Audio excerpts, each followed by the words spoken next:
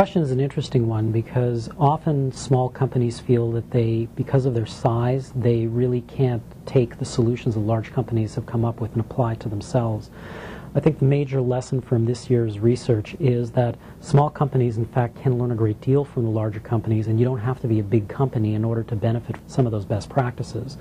One of the things that we did find in this year's research is that, not surprisingly, big companies have more resources available to them. They have more programs. They tend to have more formal development processes. They tend to manage their talent pool to a much higher degree than do small companies. So there's really not a huge surprise there. And there's not a big surprise either that big companies tend to spend more time simply on talent management. And part of the reason for that, we believe, is that smaller companies are simply very preoccupied with survival. They're very preoccupied with running their business and ensuring that they're meeting the obligations to their market that is expected of them.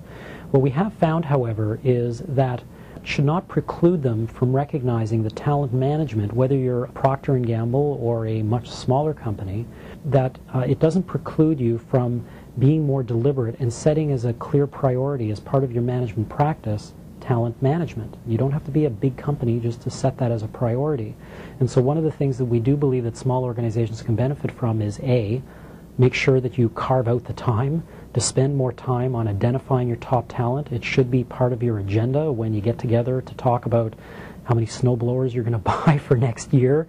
And in addition to that, thinking about who is going to be leaving next year. And yes, Function A is going to be losing a couple of key leaders, but we're not just going to leave it up to the leader of Function A to make that decision. That becomes an ownership decision for the senior executives of the organization. So make talent management a priority and part of your agenda. And the other is to think very carefully, not just about taking a programmatic approach to developing your leaders, and sometimes that can be helpful, but it will often have limited impact. You really need to think about the longer term. What are you going to do? Not so much about what training are you going to provide to your leaders, but what are you going to do afterwards? So always think about the day after, the month after, the year after, and you will be much better positioned to maximize the benefits from whatever leadership development and talent planning interventions you do as an organization.